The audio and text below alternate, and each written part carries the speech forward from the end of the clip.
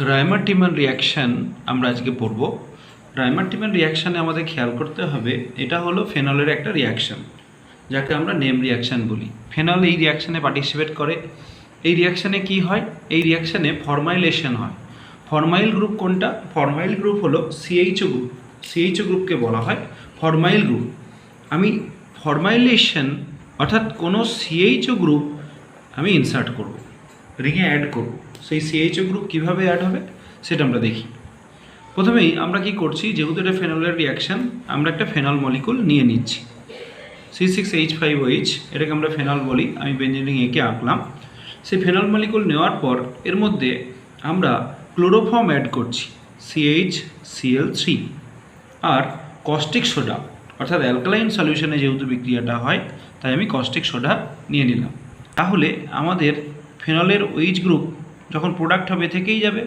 কেন আমি এখানে CHO গ্রুপ ইনসার্ট করছি? যখন CHO গ্রুপ ইনসার্ট করছি OH গ্রুপ থাকবে।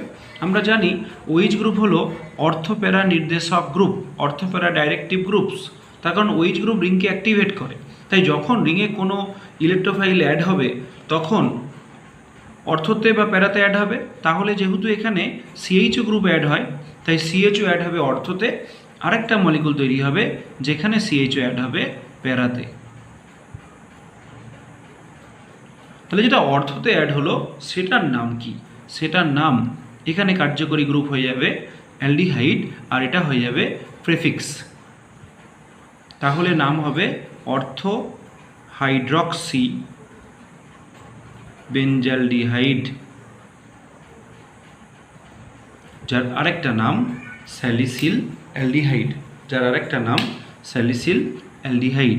এই স্যালিসঅ্যালডিহাইড আমরা খুব সহজে তৈরি করে নিতে পারলাম। আইসক্রিম, ভ্যানিলা ফ্লেভারের বিভিন্ন কিছু খেয়ে থাকি, তা সেই ভ্যানিলিন যেটা থেকে ভ্যানিলা ফ্লেভারটা আসে সেটাকেও আমরা রায়মার-টিমান রিয়াকশানে তৈরি করতে পারি।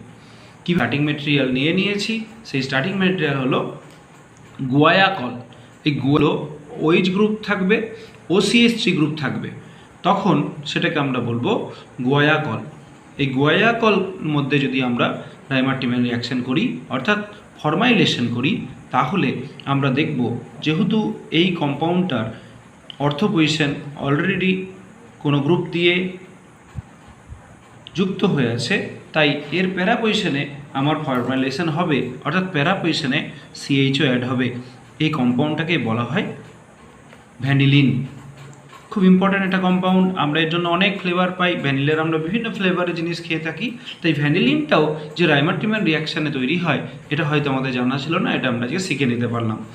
গুয়ায়াকল যেটা OH আর OCH3, সেখান থেকে ভ্যানিলিন। তোমাদের অনেক সময় প্র্যাকটিক্যালে অ্যালডিহাইড গ্রুপের ডিটেকশন টেস্টের জন্য, OCH3 গ্রুপের ডিটেকশন টেস্টের জন্য, OH গ্রুপের ডিটেকশন টেস্টের জন্য শিক্ষক মহাশয়রা ভ্যানিলিনকে ইউজ করে থাকেন। এবং সেখান থেকে তোমরা যদি ভ্যানিলিনটাকে একটু নাকের কাছে নাও, সর্দি না লেগে থাকে, তাহলে তুমি খুব সহজেই বুঝতে পারবে যে এটা হলো ভ্যানিলিন। অতএব এর মধ্যে একটা অ্যালডিহাইড গ্রুপ আছে যেটা রায়মার-টিমান দিয়ে ইন্ট্রোডিউস হয়েছিল গুয়ায়াকল থেকে, একটা OCH3 গ্রুপ আছে, একটা OH গ্রুপ আছে। তাহলে আমরা রায়মার-টিমান রিয়াকশান পড়তে পড়তে ভ্যানিলিনও শিখে নিতে পারলাম। চলে আসি মেকানিজমে।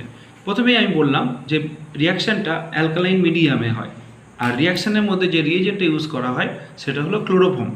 যেহেতু ক্লোরোফর্ম ইউজ করা হচ্ছে আর অ্যালকালাইন মিডিয়ামে হচ্ছে, অতএব আমি ধরেই নিতে পারি 3টে ক্লোরিন যুক্ত থাকার জন্য এই হাইড্রোজেনটা অ্যাসিডিক।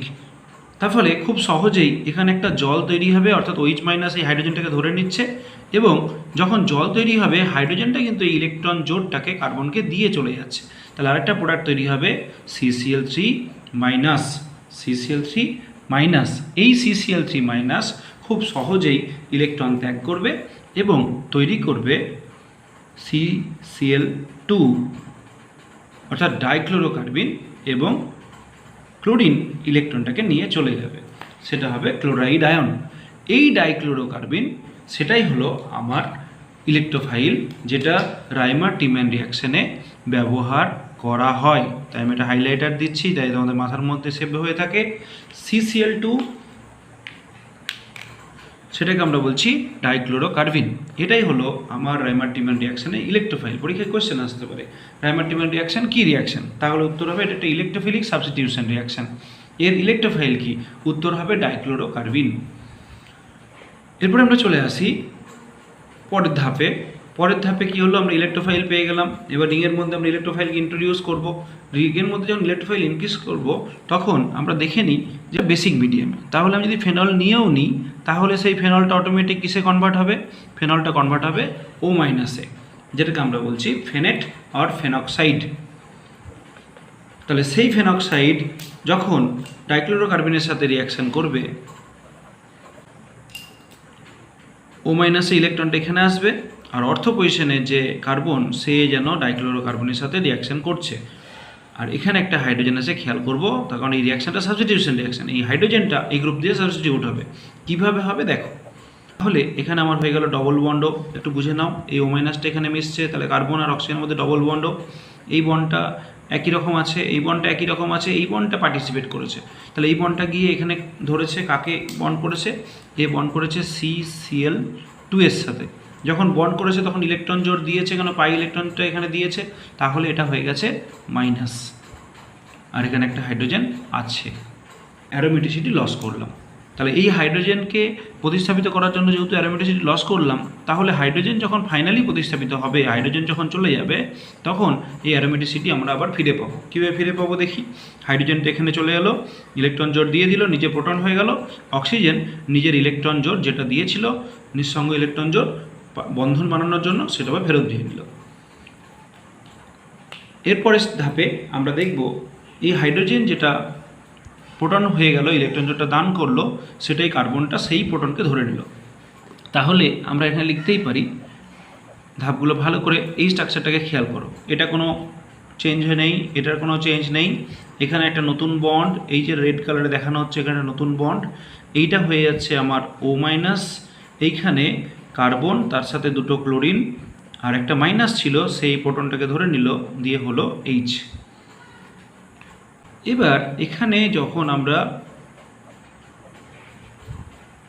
অ্যালকালাইন মিডিয়ামে রিয়াকশান চলতে থাকবে, তখন কোনো যৌগে যদি ক্লোরিন থাকে তাহলে সেই ক্লোরিনগুলো প্রতিস্থাপিত হবে এবং সেখানে OH গ্রুপ আসবে। আমরা দেখি OH গ্রুপ কীভাবে আসছে। রিং আঁকলাম, O মাইনাস রাখলাম, বন্ড যেমন ছিল সেরকম রেখে দিলাম, একদম শুরুর মতো। এখানে CH আর যেটা Cl ছিল সেগুলোকে OH করলাম। কটা Cl ছিল? দুটো, তাই দুটো OH করলাম। এখানে খেয়াল করবে, কখনো কোনো কার্বনে দুটো OH একসাথে থাকে না, তার কারণ OH-এর লোন পেয়ার থাকে, সেই লোন পেয়ার রিপালশন হয়। তাই OH কী করে, জল বের করে। আমি দেখাই কিভাবে জলটা বেরোয়। এইখানে দেখাচ্ছি COH, মনে করো এই কার্বনে দুটো OH আছে, তাহলে এখানে কি হবে, আর একটা হাইড্রোজেন আছে, তাহলে এখান থেকে জল বেরিয়ে যাবে, না হলে লোন পেয়ার রিপালশন হবে। জল বেরোলে কী পড়ে থাকছে, জল বেরোলে পড়ে থাকছে আমার CHO, এইচটা বড় করে লিখছি, CHO। তাহলে এখানেও নিশ্চয়ই CHO হবে, অর্থাৎ ফরমাইল গ্রুপ অ্যাড হবে। তাহলে এখানে হয়ে গেল O মাইনাস, যেমন ছিল বন্ডগুলো থাকলো, এবং আমার এখানে হয়ে গেল CHO। দেখো আমরা খুব সহজে ওয়াটার এলিমিনেট করে পেয়ে গেলাম স্যালিসিল অ্যালডিহাইডের আয়ন।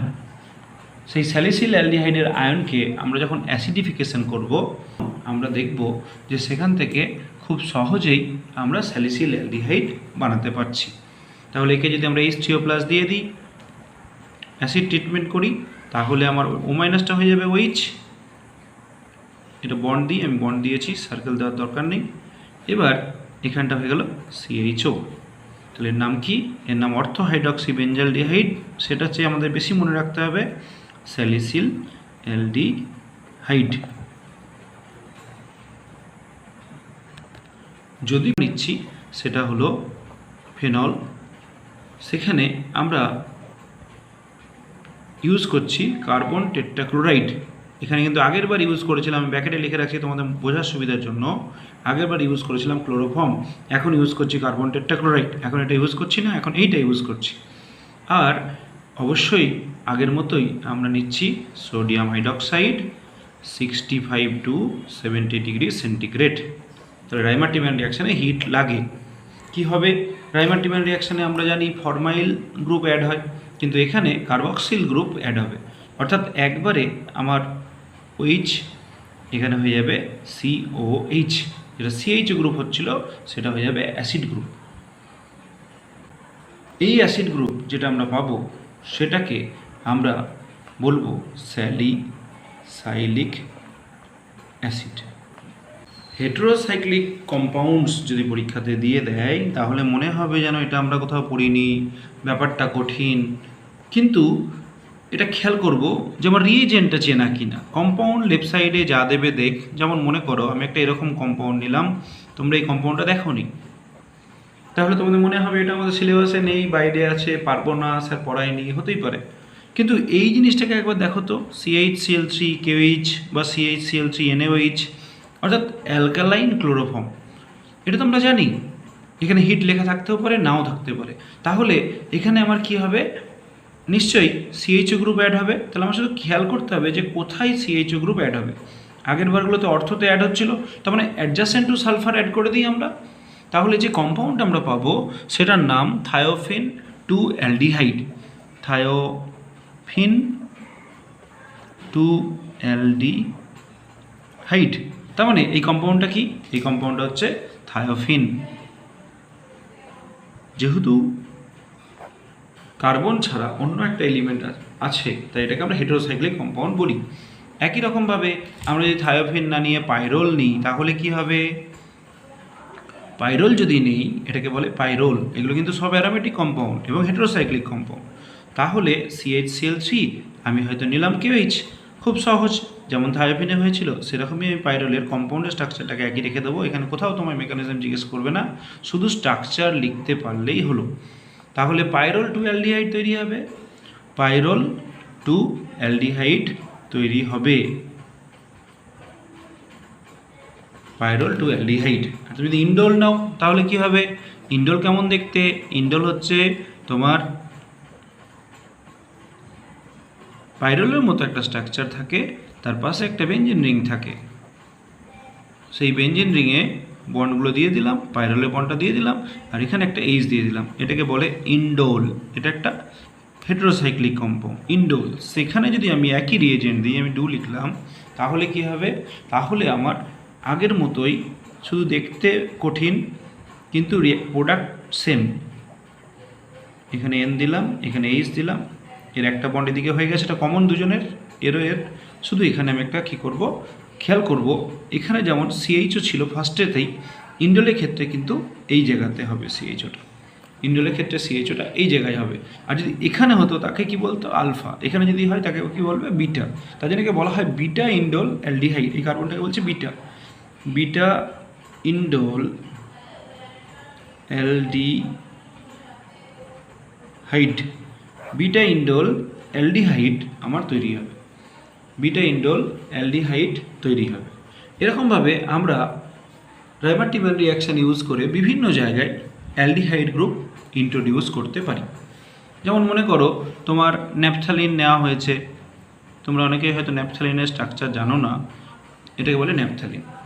আমরা প্র্যাকটিক্যালে শিখবো বিটা ন্যাপথল, এই পজিশনটাকে বলে আলফা, এটাকে বলে বিটা। যারা 12-এ পড়ছো তাদের প্র্যাকটিক্যালে আছে বিটা ন্যাপথলের সাথে অর্গানিকের ফাংশন গ্রুপ ডিটেকশন। তাহলে বিটা ন্যাপথলে যদি আমি CH_CL3 আর KOH দিই কী হবে, ঘাবড়ানোর কোনো দরকার নেই, বিটাটা এনগেজ, তাহলে আলফাতে লাগবে। তাহলে আমার যে প্রোডাক্টটা হবে সেটা হচ্ছে বন্ড বন্ড বন্ড বন্ড, এখানে OH, এখানে CHO। একবার দেখলে আশা করা যায় প্রশ্নগুলো পারবে।